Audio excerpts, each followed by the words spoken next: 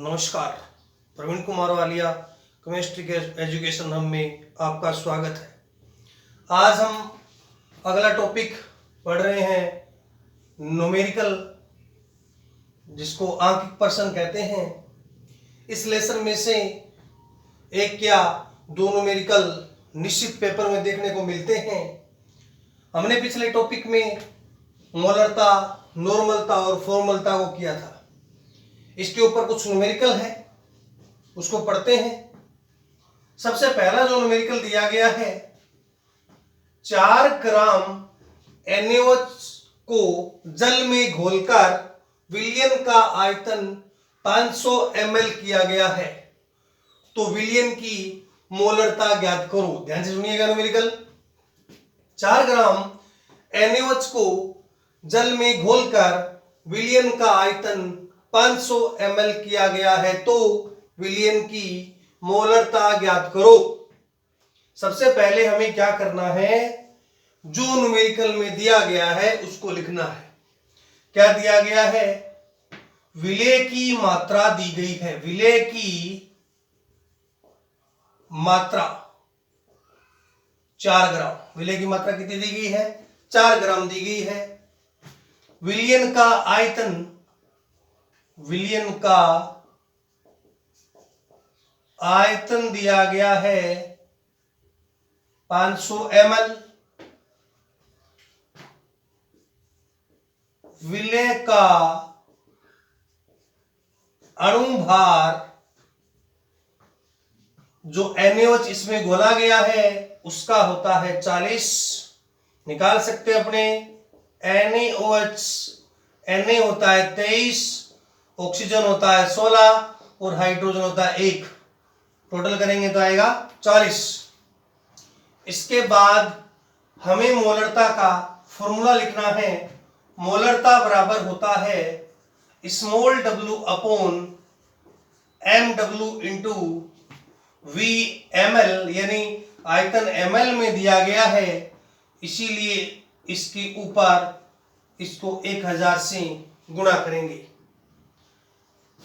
अब अपने वैल्यू जो दी गई उसको पुटअप करते हैं।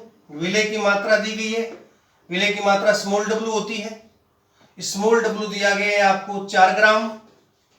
विलय का जो अणुभार होता है वो होता है 40, दिया गया है सवाल में। और विलयन का जो आयतन है वो दिया गया है 500। ऊपर अपने 1000 से इसको गुणा कर देंगे। 3 0 से 3 0 कट गई, वैल्यू रहेगी 4/4 × 20, 1/10, यानी मोलरता आएगी 1/10 मोल प्रति लीटर। मोल प्रति लीटर। तो ये पहला सवाल था।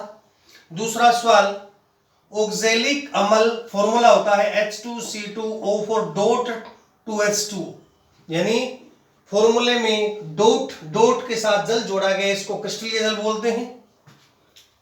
500 ml मोलर विलयन बनाने के लिए कितने ग्राम अम्ल की आवश्यकता होगी? ध्यान से सुनिएगा सवाल को। कितने ग्राम अम्ल की आवश्यकता होगी, यानी पानी में ऑक्जेलिक अम्ल घोला गया है, तो विलय कौन है? ऑक्जेलिक अम्ल। तो विलय, हमें तो विलय की मात्रा ज्ञात करनी है। विलय की मात्रा जो है अपने को ज्ञात करनी है। विलय का जो अणुभार, विलय का अणुभार, विलय है ऑक्जेलिक अम्ल, और ऑक्जेलिक अम्ल का जो अणुभार, इन सबको आप जोड़ोगे तो जोड़ने के बाद आएगा 126। जोड़ना है, हाइड्रोजन जोड़ लो 2, कार्बन ऐसे 24, सब जोड़ के वैल्यू आएगी इसकी 126। विलयन का जो आयतन दिया गया है, विलयन का आयतन, विलयन का आयतन दिया गया है 500 ml, सवाल में दिया गया है 500 ml। अब हम क्या करेंगे, सभी वैल्यू को पुट करेंगे वापिस।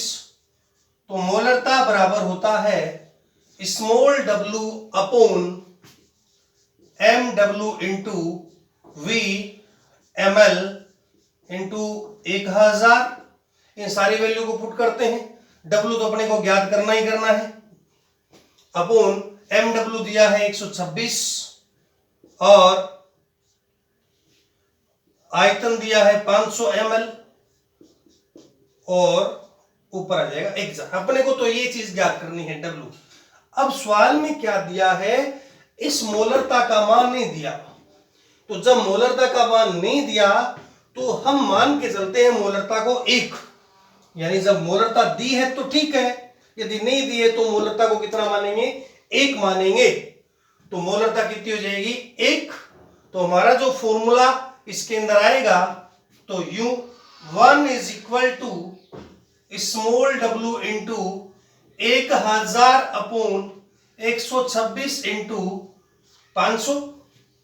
इसको अपन बाहर ले जाएंगे, काट देंगे, 0 से 0 कट जाएगा, ऊपर सबको काट देंगे। काटने के बाद स्मॉल w का जो मान आएगा, सॉल्व कर सकते हो आप, 63 ग्राम। कितना आएगा, 63। सोल्व कर लेना इसको आराम से। कितना आएगा, 63 ग्राम। रफ कॉपी साथ में रखें, पेन रखें, सोल्व हो जाएगा। तीसरा जो सवाल दिया गया इसके अंदर, पहले सवाल को पढ़ना ध्यान से, ऊपर वाले को साफ करता हूं सवाल को मैं।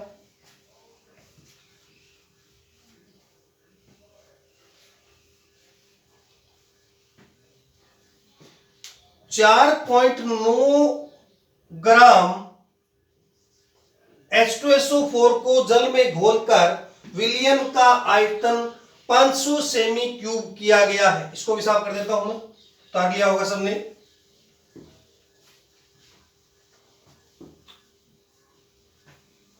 बहुत आसान सवाल है, आराम से कर सकते हो, टॉपिक पीछे का क्लियर है तो।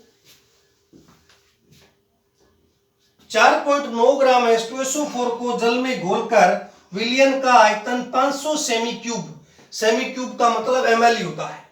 4.9 ग्राम H2SO4 को जल में घोलकर विलयन का आयतन 500 सेमी क्यूब किया गया है। तो विलयन की मोलरता व नॉर्मलता ज्ञात करो। दोनों ही पूछा है, मोलरता भी पूछी है और नॉर्मलता भी पूछी है। तो हम फॉर्मूले के हिसाब से चलते हैं वापस। दिया है आपको विलय की मात्रा 4.9 ग्राम। विलय है कौन, H2SO4। तो विलय का अणुभार, विलय का अणुभार H2SO4 को जोड़ लेना, 2 हाइड्रोजन के, 1 S का और 4 ऑक्सीजन के जोड़ोगे तो आएगा इसका 98। आयतन कितना दिया है, विलयन का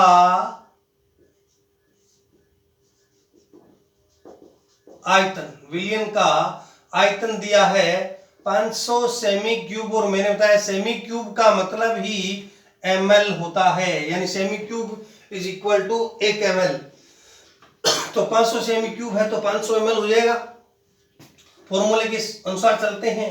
मोलरता बराबर फॉर्मूला अपना small w upon mw into vml into 1000। फॉर्मूले में मान रखें, w कितना दिया है 4.9 और ये है 98 और ml हो जाएगा 500 और ये हो जाएगा 1000। सॉल्व कर सकते हैं इसको, 2 0 से 2 0 हट जाएगी। इस पॉइंट को उठाएंगे तो भी नीचे 1 0 आएगी, इसका मतलब मल्टीपल में 10 कर देता हूं। ये पॉइंट यहां से हट जाएगा, ये हट जाएगा तो 3 0 से 3 0 कैंसिल हो जाएगी। 49 49 इसको इससे काट सकते हैं आराम से हम। इसको अपने काटेंगे तो ये 2 से कट जाएगा और नीचे 5 है तो 5 दूना 10 यानी 1/10। इसका आंसर आएगा 1/10 मोल प्रति लीटर। मोलरता आ जाएगी। हमें तो मोलरता के साथ नॉर्मलता भी पूछा गया है। तो फॉर्मूला होता है नॉर्मलता बराबर मोलरता इंटू वैलेंस फैक्टर। नॉर्मलता बराबर मोलरता इंटू वैलेंस फैक्टर। मोलरता दी है 1/10, बात रही वैलेंस फैक्टर। संयोजकता गुणांक पीछे भी बताया था। संयोजकता गुणांक जैसे H2SO4 दिया है, इस H2SO4 का संयोजकता गुणांक होता है 2। अब इससे मतलब क्या है, जितने पॉजिटिव और नेगेटिव होते हैं, जितने पॉजिटिव जितने नेगेटिव होते हैं वही उसका संयोजकता गुणांक होता है। यानी H2SO4 में 2H+ है और SO4 पे 2 -2 होता है, इसीलिए इसका संयोजकता गुणांक, यानी सीधा सा मतलब एक ही है, जितने प्लस जितने माइनस वो इस संयोजकता गुणांक, जितने इलेक्ट्रॉन का आदान प्रदान होता है वही उसका संयोजकता गुणांक या VF होता है। इसका VF कितना आ गया 2, तो वैल्यू आ जाएगी 2/10 यानी 1/5, यानी 1/5 इसकी क्या आएगी नॉर्मलता आ जाएगी। ये तो है अपने सवाल थे नॉर्मलता के, फॉर्मलता के। इसके बाद जो अगला टॉपिक आएगा अपने मोललता के बारे में पढ़ेंगे, मोल भिन्न के बारे में पढ़ेंगे, इसमें भी कुछ सवाल बनते हैं। इसके साथ ही नेक्स्ट टॉपिक पढ़ते हैं।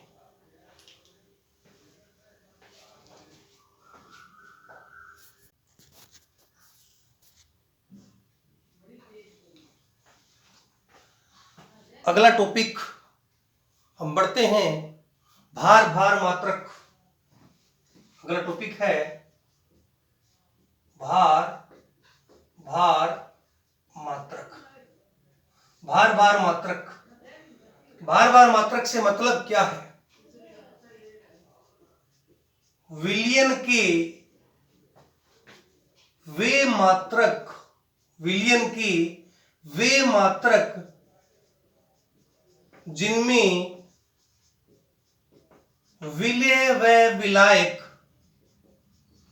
विलय व विलायक दोनों को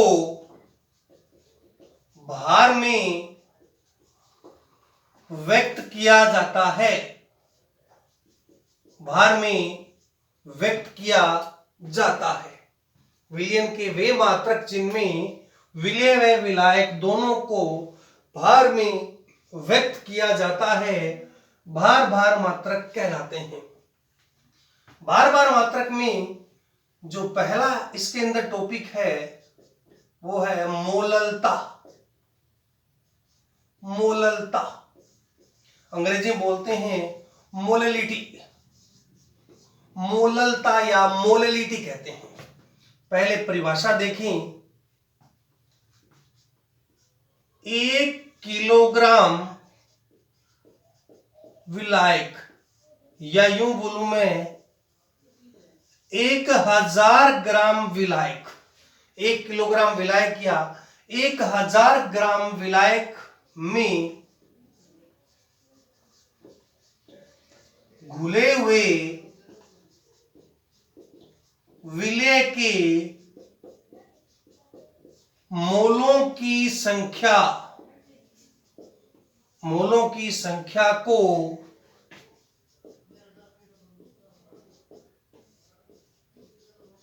मोललता कहते हैं।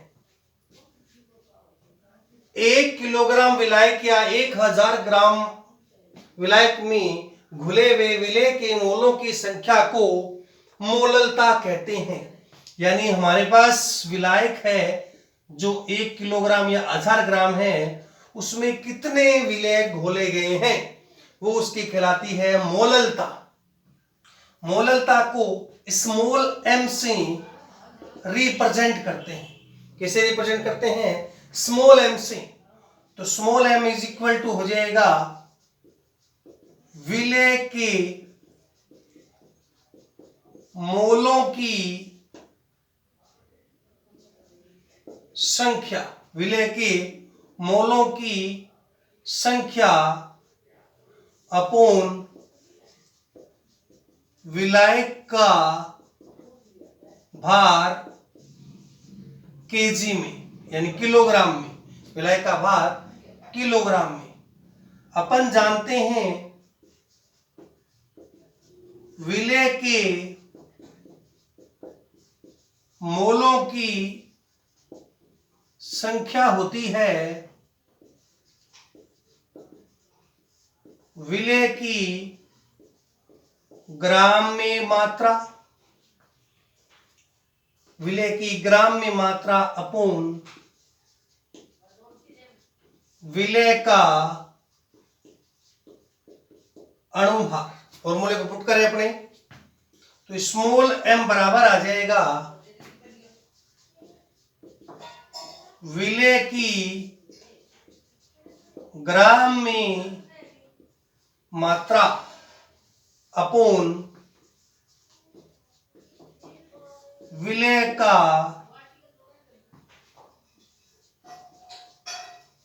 अणुभार इंटू विलायक का भार केजी में, किलोग्राम में। फॉर्मूले को थोड़ा सा शब्दों में लिखें, हल कर दें इसको। विलय की ग्राम में मात्रा स्मॉल w अपॉन विलय का अणुभार mw और विलायक का जो भार होता है वो कैपिटल W होता है। विलायक का भार केजी में। इसी फॉर्मूले को हम ग्राम में ले जाएं तो इसको 1000 से भाग देंगे तो वैल्यू ग्राम में आ जाएगी, और जब फॉर्मूले को सॉल्व करेंगे तो 1000 ऊपर चला जाएगा, तो फॉर्मूला आ जाएगा small w upon mw into capital W। अब की बार कैपिटल W आ गया ग्राम में और गुणा कर दिया मैंने 1000 से, तो मोलरता का फॉर्मूला आ गया small w upon mw into W विलायक का भार इंटू 1000। तो ये था मोललता के बारे में फॉर्मूला, याद रखिएगा मोललता का। इसके बाद भार मात्रक का दूसरी इकाई या दूसरा पद पढ़ते हैं, मोल अंश या मोल भिन्न। मोल अंश या मोल भिन्न, इसको मोल प्रभाज भी कहते हैं, मोल प्रभाज भी कहते हैं। तो हेडिंग आता हूं मैं, मोल अंश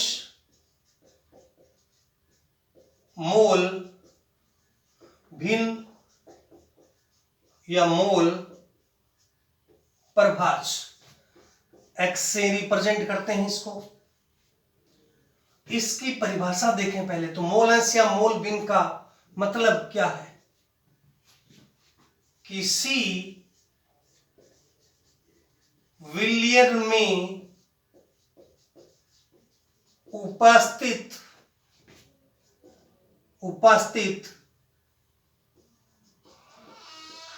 अवयव के मोल, किसी विलयन में उपस्थित अवयव के मोल तथा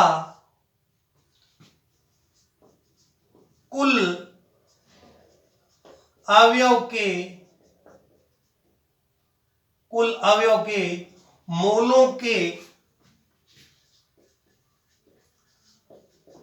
अनुपात को मोल भिन्न कहते हैं। मोल भिन्न कहते हैं किसी विलयन में उपस्थित अवयव के मोल तथा कुल अवयव के मोलों के अनुपात को मोल भिन्न कहते हैं। माना एक द्विअंगी विलयन है। द्विअंगी का मतलब दो अवयव हैं, विलयन है, इसमें A व B अवयव उपस्थित है। कौन कौन से? A और B अवयव उपस्थित हैं। तो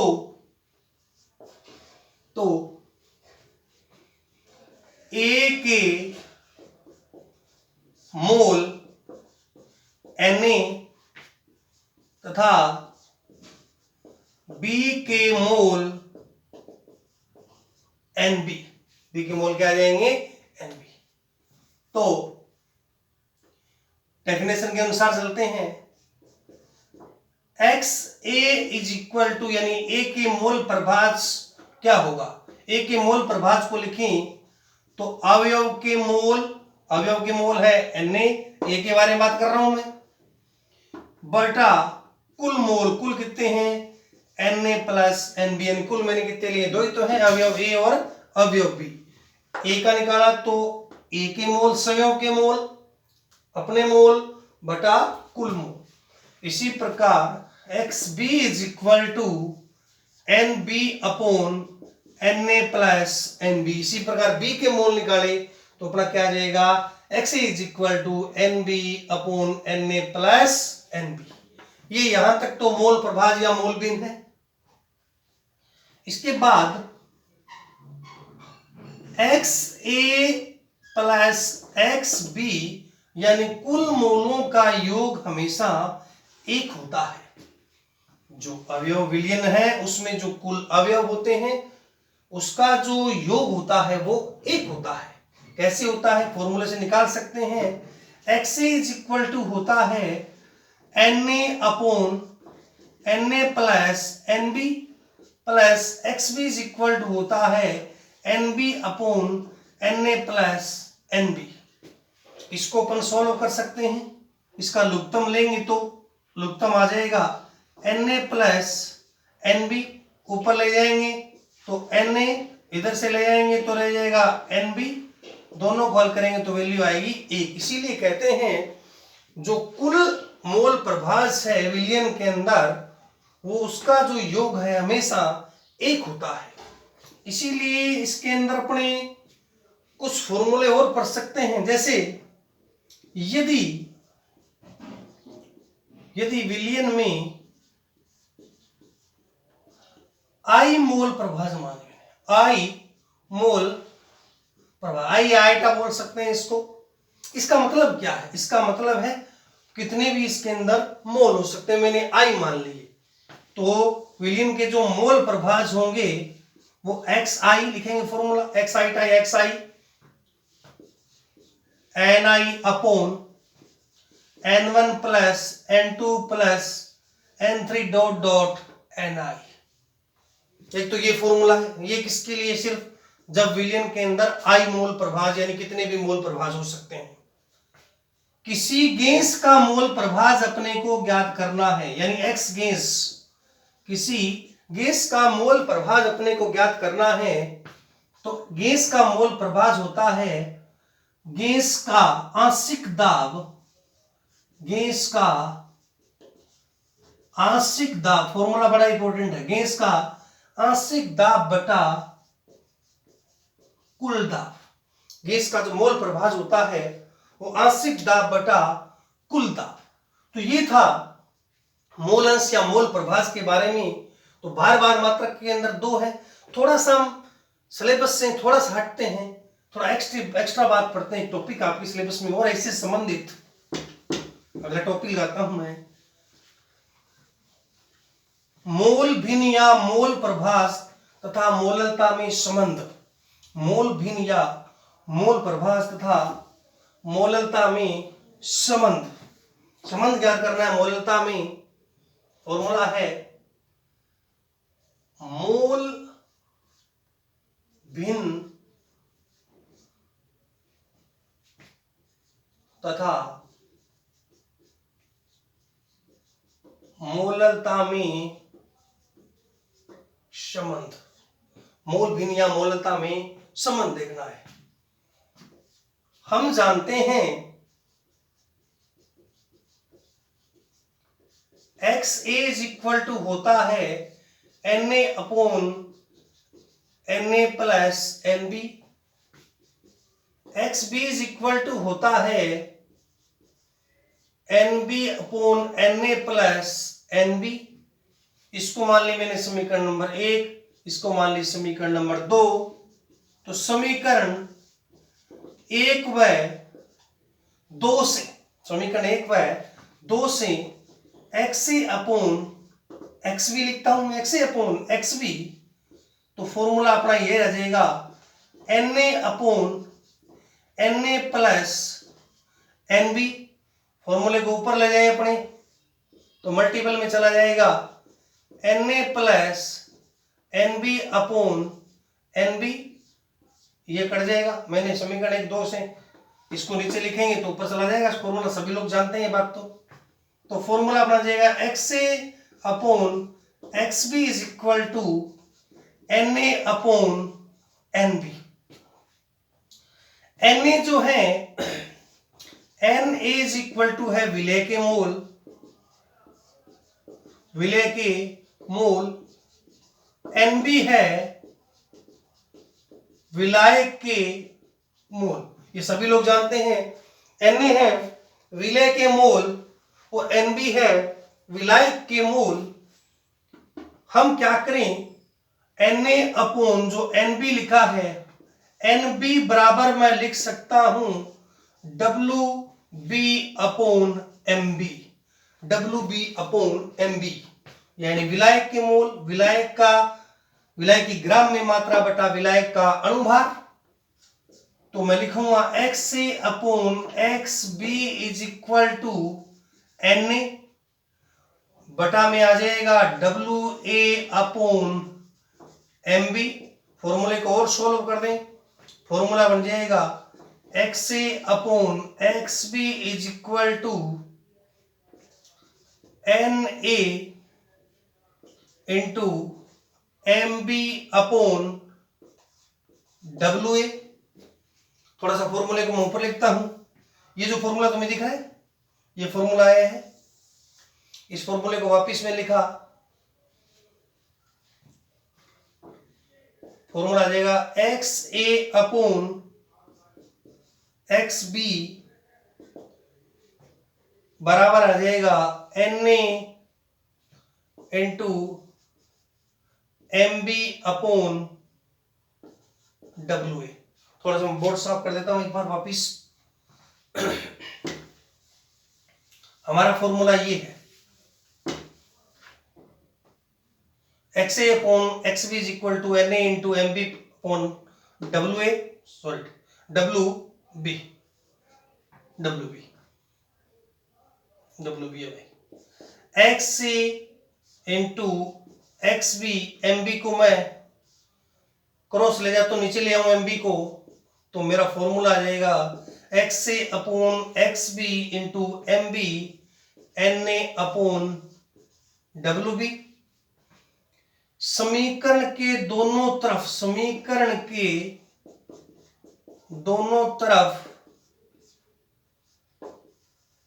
1000 से गुणा करने पर, बड़ा इंपॉर्टेंट है, दोनों तरफ 1000 से गुणा कर देंगे इसको, तो फॉर्मूला कुछ अपना यूं दिखेगा XA XB MB into 1000 Na upon WB into 1000। विलय है विलय के मोल, विलायक का भार 1000। ये जो सूत्र है ये मोललता का है। किसका है? पीछे हमने मोललता पढ़ी है, इसके इज इक्वल टू होती है मोललता। तो फॉर्मूला आ जाएगा XA upon XB into MB into 1000 into small m। ये तो सिद्ध करना था हमने को, क्योंकि Na अपॉन WB इंटू 1000 बराबर होता है स्मॉल m। थोड़ा फॉर्मूले का और विस्तार भी कर सकते हैं। जो XB लिखा है हम जानते हैं XA plus XB is equal to 1 होता है, तो XB इज इक्वल टू आ जाएगा 1 माइनस XA। तो इसमें हम फॉर्मूले में ये डाल के एक नया फॉर्मूला भी बना सकते हैं। बनाना चाहिए तो XA इंटू 1000, फॉर्मूले को थोड़ा सा, XA into 1000 upon 1 minus XA into MB is equal to M। ये वेरी वेरी इंपॉर्टेंट फॉर्मूला है, न्यूमेरिकल के लिए काम आता है। तो ये था मोल भिन्न और मोललता में संबंध। हमने इसके अंदर दोनों टॉपिक पढ़े हैं, मोललता और मोलस या मोल भिन्न के बारे में, दोनों में संबंध देखा है। नेक्स्ट टॉपिक में इसके कुछ न्यूमेरिकल आएंगे। जय हिंद, जय भारत।